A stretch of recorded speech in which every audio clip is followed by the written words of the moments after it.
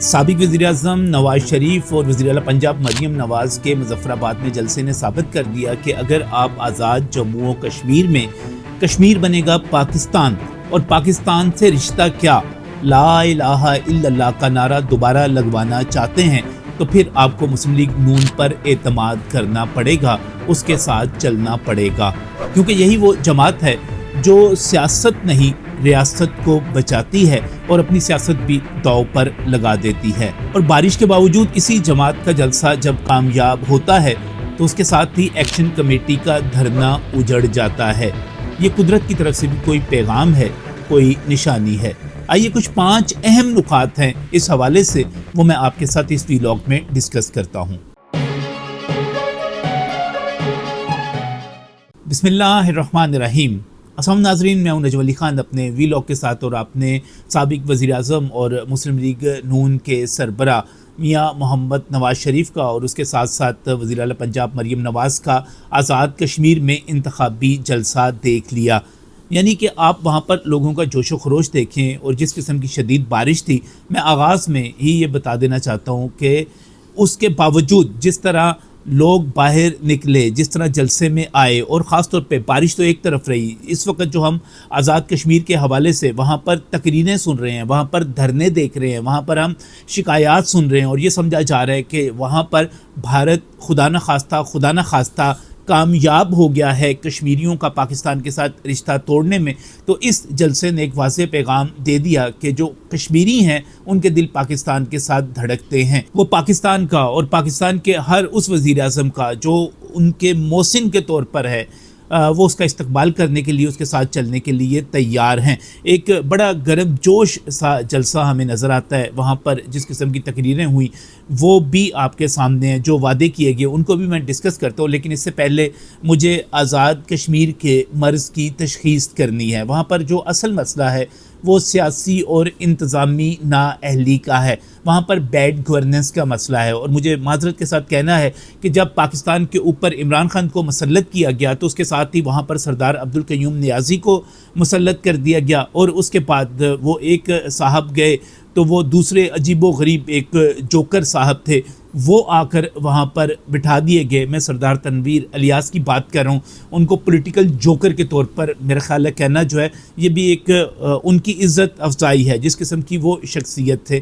पाकिस्तान तहरीक इंसाफ का दौर, पाकिस्तान के अंदर तबाही का दौर, उसी तरह वो आज़ाद कश्मीर के अंदर भी आप तबाही और बर्बादी का दौर कह सकते हैं, नज़रियाती तौर पर भी, इंतज़ामी तौर पर भी। फिर खुदा करके बहुत सारे पाकिस्तानियों की दुआएं कबूल हुई। इमरान खान जहाँ से रुखसत हुए तो वहाँ से भी पाकिस्तान तहरीक इंसाफ की हुकूमत तो रुखसत हो गई, लेकिन एक और जो तोहफ़ा है वो दे दिया गया पाकिस्तान तहरीक इंसाफ का फॉरवर्ड ब्लॉक। मैं अनवारुल हक की बात कर रहा हूँ और ये सरदार तनवीर से और अब्दुल क़य्यूम नियाज़ी से भी बदतर साबित हुए। क्यों? क्योंकि इन्होंने एक्शन कमेटी की सरपरस्ती की, इन्होंने उनके लिए सहूलत कारी की, इन्होंने वहाँ पर जो पाकिस्तान मुखालिफ जज्बात वाले लोग एक गेम कर रहे थे, खेल कर रहे थे, ये उसका एक तरह से हिस्सा थे। ये हर कश्मीरी जानता है कि ये किस तरह उनकी सहूलतकारी करते रहे और किस तरह इन्होंने अपना एक मनफी किस्म का किरदार वहाँ पर अदा किया और उसका नतीजा ये निकला कि 4 से 5 और 6 साल की मुद्दत में हमें आज़ाद कश्मीर में उस चैलेंज का सामना करना पड़ा, एक सियासी चैलेंज का, एक नज़रियाती चैलेंज का सामना करना पड़ा जो इससे पहले माजी में हमने कभी नहीं देखा। मैं यकीनी तौर पर इसमें भारत को भी जो है मुलव्विस समझता हूँ, क्योंकि मेरे ख़्याल में अगर भारत का इस वक्त 80 से 90 अरब डॉलर का बजट है, जंगी बजट, जंगी जनून का बजट, तो उसमें से अगर वो 1 अरब डॉलर यानी कोई 1% के लगभग भी पाकिस्तान में साजिशों के लिए मुख्तस करता है तो ये तकरीबन 280 अरब रुपए। और जब हम बलूचिस्तान में एक्टिविटी को देखते हैं, हम ऑपरेशन सिंदूर को जारी रहने के नाम पर आज़ाद कश्मीर में एक्टिविटीज़ को देखते हैं तो हमें अंदाज़ा हो जाता है कि ये तो खैर 1% बजट भी यहाँ पर इन्होंने खर्च नहीं किया होगा। किस तरह इन्होंने अपना यहाँ पर खेल खेला, किस तरह पाकिस्तान मुखालिफ यहाँ पर जज्बात जो थे वो यहाँ पर उभारे गए। लेकिन मैं इसमें दूसरा जो अहम तरीन नुक्ता है वो ये मैं कहना चाहूँगा कि मियाँ मोहम्मद नवाज शरीफ ने जो जलसा किया, मरीम नवाज़ ने जो जलसा किया, वो मेरा ख्याल है कि पॉलिटिकल एक्टिविटी ज़्यादा होनी चाहिए। पॉजिटिव पाकिस्तान के हक़ में, پاکستان سے محبت کرتی ہوئی سیاسی سرگرمی یہاں پر ہونی چاہیے. یہ اسی طرح واش کر دے گی, دھو دے گی, جس طرح ایک بارش کسی گندگی کو دھو دیتی ہے. یہ ایکشن کمیٹی وغیرہ جو ہے اور بھارت کے ان کی مدد مانگتی ہوئی تقریریں آپ کے سامنے ہیں, یہ سب کے سب واش ہو کے رہ جائیں گی. پھر پاکستان کا نیریٹو جو ہے وہ وہاں پر چلے گا. اب اس کو ملائیں, میں اگلے نقطے کی طرف آتا ہوں. وہ یہ ہے کہ آپ یہ دیکھیں کہ جب میں سیاسی اور انتظامی نااہلی کی بات کرتا ہوں, یہاں کے لوگوں کے مسائل کی بات کرتا ہوں, تو وہ موجود ہیں. تو وہ کون حل کر سکتا ہے؟ وہ صرف ایک ہی پولیٹیکل پارٹی ہے, وہ حل کر سکتی ہے. ورنہ دوسری طرف اگر آپ کسی اور کی طرف جائیں تو جن کی یہاں پر حکومت ہے اس وقت بھی موجود ہے, میں فیصل راٹھور صاحب کی بات کر رہا ہوں, ان کی گورننس بھی بالکل ویسی ہی ہے جیسی آپ سندھ کے حوالے سے گورننس دیکھ سکتے ہیں, کراچی کے حوالے سے گورننس دیکھ سکتے ہیں, یا آپ گلگت بلتستان, چونکہ آپ متنازع علاقہ اس کے ساتھ ملتا جلتا ہے, آپ گلگت بلتستان میں مہدی شاہ کا پہلا دور دیکھ سکتے ہیں. تو یہ اس قسم کی ملتی جلتی گورننس ہے, اور فیصل راٹھور صاحب کے دور میں بھی یہاں پر گورننس کے مسائل ہی ہیں کہ ایک مرتبہ پھر ایکشن کمیٹی جو ہے وہ سامنے آئی. تو یہاں پر ہمیں گڈ گورننس کی ضرورت ہے. ہمیں یہاں پر ان لوگوں کی ضرورت ہے جو اپنی سیاست نہ بچائیں بلکہ ریاست کو بچائیں. بالکل اسی طرح جس طرح گلگت بلتستان میں پاکستان پیپلز پارٹی کے بعد مسلم لیگ نون کا وزیر اعلیٰ آتا ہے تو وہاں پر کوئی فرقہ وارانہ قتل نہیں ہوتا. وہاں پر سیاحت جو ہے دوبارہ وہاں پر سیاحت جو ہے عروج پا جاتی ہے. وہاں پر بڑے بڑے آپ منصوبے ہیں وہ تکمیل پاتے ہیں, وہاں سڑکیں بنتی ہیں, پل بنتے ہیں, تعمیر و ترقی ہوتی ہے. تو یہی کام اب آزاد کشمیر میں ضروری ہے. تو اس سے کون انکار کرے گا کہ آزاد کشمیر کو دوبارہ پاکستان کا ایک اثاثہ, پاکستان سے جڑا ہوا, پاکستان کے دل سے جن کے دل ملے ہوئے ہیں, وہ کون بنا سکتا ہے؟ وہی بنا سکتے ہیں جن کے کریڈٹ کے اوپر مسائل کا حل کرنا ہے, جن کے کریڈٹ کے اوپر اس وقت ڈیولپمنٹ ہے. اور میں اگلے نقطے کی طرف جاؤں گا. اگر وہاں پر وعدے کیے جاتے ہیں, مریم نواز یہ تقریر کرتی ہیں کہ وہ آزاد جموں و کشمیر کو پنجاب بنائیں گے, تو یہ وعدہ مسلم لیگ نون ہی کر سکتی ہے, یہ اعلان یہی کر سکتے ہیں. ورنہ کون کہہ سکتا ہے کہ وہ مظفر آباد کو کراچی بنا دیں گے, یا کوئی اور پارٹی جائے وہاں پر اور کہے کہ ہم مظفر آباد کو پشاور بنا دیں گے؟ تو کون اس پر اعتماد کرے گا؟ کون ان کے ساتھ چلے گا؟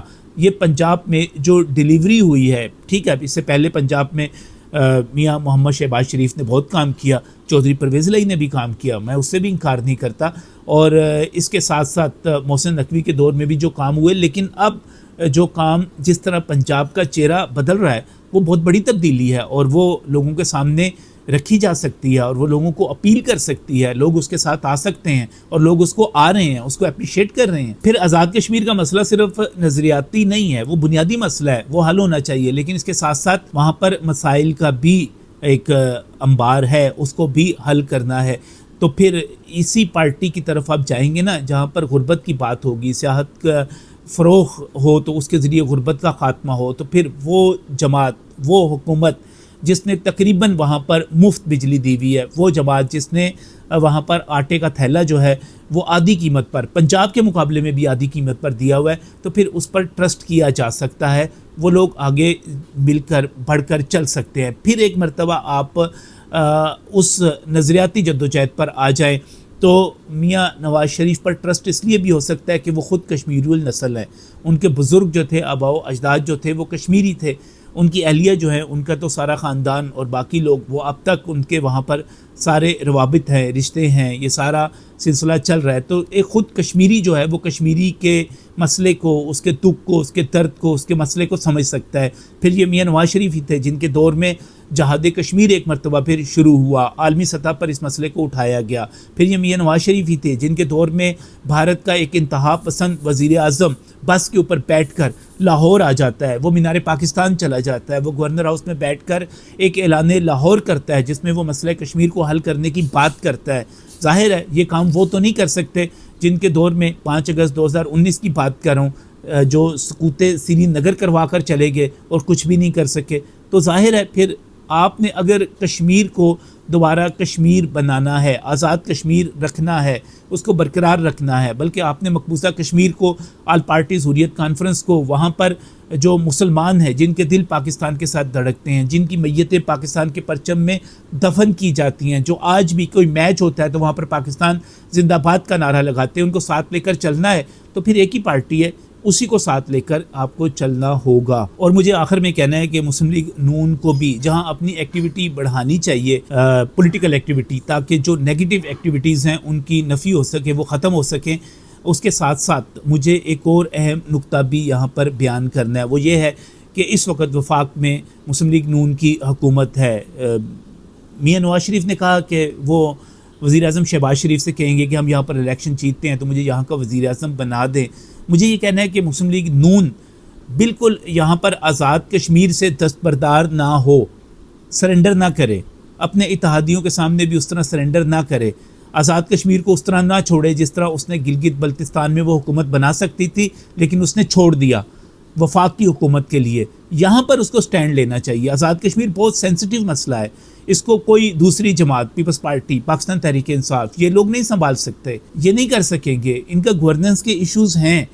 تو پھر آپ کو جو ہے اس پر ڈٹ جانا چاہیے، اسٹیبلشمنٹ سے بھی بات کرنی چاہیے، آپ کو وہاں کے عوام سے بھی بات کرنی چاہیے، اپنا مقدمہ بھی لڑنا چاہیے، بھرپور طریقے سے الیکشن بھی لڑنا چاہیے، اور اس کے بعد آزاد کشمیر سے ہرگز دستبردار نہیں ہونا چاہیے، کیونکہ خدا نہ خواستہ اگر آپ آزاد کشمیر سے بھی دستبردار ہو گئے تو مجھے ڈر لگ رہا ہے کہ آنے والے دنوں میں یہ جو بیڈ گورننس پچھلے 5 6 7 سالوں سے ہم دیکھ رہے ہیں، اگر یہ چلتی رہی تو پھر تباہی مچ جائے گی، پھر شاید کشمیر خدا نہ خواستہ ہمارے ساتھ نہ رہے۔ مسلم لیگ نون کو اس پر ڈٹ جانا چاہیے اور آزاد کشمیر ہر صورت میں لینا چاہیے۔ یہ میرا ایک تجزیہ ہے، یہ میرا ایک پیغام ہے، اگر آپ سمجھ سکیں، اگر آپ کوئی اس سے اختلاف بھی ہے تو کوئی دلیل ہے تو ضرور لکھیے گا، اور ہم اس پر ایک ڈیبیٹ کریں گے، کیونکہ پاکستان تو ہم سب کا ہے اور کشمیر بھی ہم سب کا ہے۔ جب تک ہم اپنے ایمان پر قائم ہیں، حب الوطنی پر قائم ہیں، تو ہمیں پاکستان زندہ باد بھی کہنا ہے اور کشمیر بنے گا پاکستان، یہ بھی کہنا ہے۔